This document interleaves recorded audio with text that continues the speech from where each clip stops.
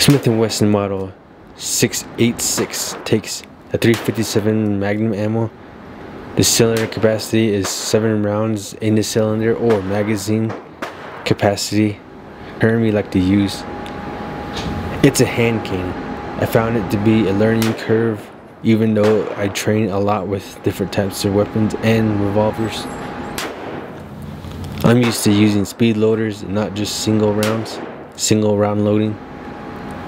Revolvers take a lot of training to master, unless you're a revolver ocelot and reloading every cylinder in the magazine. It's quite difficult, which requires a lot of training, a lot of trigger time, and a lot of training time to master this weapon. It's a double action trigger, and when you don't pull on the hammer to pull the trigger, it's about 12 pounds to 9 pounds trigger. And when you don't pull on the hammer, the trigger squeeze is about 12 pounds to 9 pound trigger squeeze, which is really significantly hard to do, especially if you got the little girly hands. Trigger squeezes.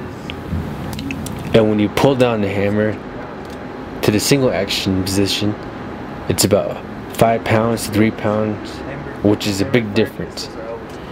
And the barrel is 6 inches, and also that's what she said. I rented this revolver at Calibers as always, and as always every Calibers rental comes with a lot of miles on it. The round count is probably in the thousands.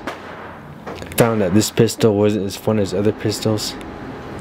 It was more like a chore to train with. It'd be a lot more fun if I had speed loaders.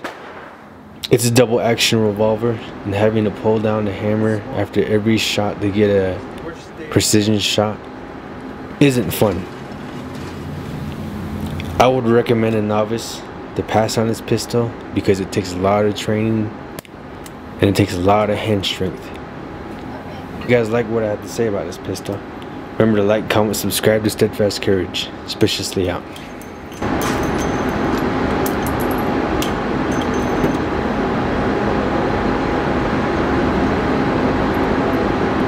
So, if you're interested in this Magnum, I mean, I like it. It looks cool design, shiny cool design. Beautiful. Beautiful. Trigger squeezes. Damn, it's like 2 pounds, man. That's nice. Those are good.